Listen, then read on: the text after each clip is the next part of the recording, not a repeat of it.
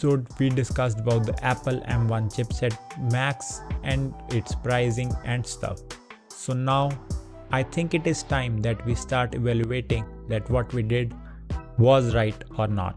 To start the things off, the reviews were not out yet and most of the apps that required to be updated weren't. So now I think it is now the right time that yes, and now I think it is the right time to make a comment about the M1 chipset and the Macs that it runs. So if you are a Mac enthusiast and want to switch over to the M1 chipsets, you can go ahead. I can't stop you, but what I'm gonna tell you is that as of now, don't do that. If you are more into productivity field, you won't be doing that as of now. So most of the apps that we have on the Windows machines or based on the Intel versions of the Mac OS were x86 compatible, and the M1 runs on a different platform, that's ARM. So for the apps to get migrated to the M1 thing, it is the position of the developers of those apps, not the Apple. So it will take not a long, I would say around 2 to 3 months more at least.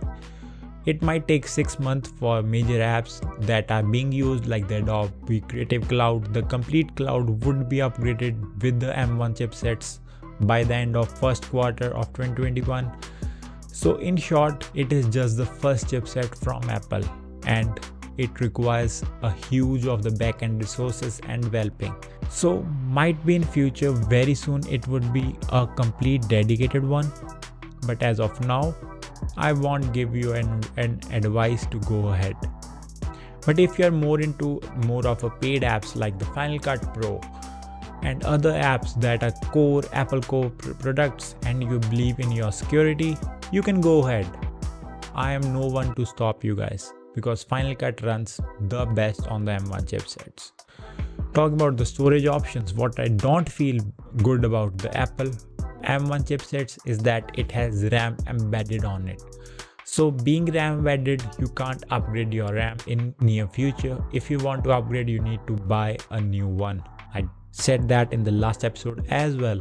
But do you know that if it's embedded, then for the extra 8 gigs, like going from 8 gigs to 16 gigs, you need to pay 20,000 more in India. That's roughly around $200 to $250. So why pay such a huge price when you can get RAM very cheaper than this?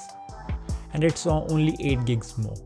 So earlier what it used to be, there were some rated RAMs that used to work with the Mac, like the Mac Pro, iMac Pro I would say, and then it would work fine and everything was great. But now you can't do that. You will have to buy an entire new laptop or pay more in the starting only. Apple's programs compatibility is not that much that someone from a creative field would do that initially. But if you are from a person who just do some office work, might switch over very soon. So that was all that we had from the last episode.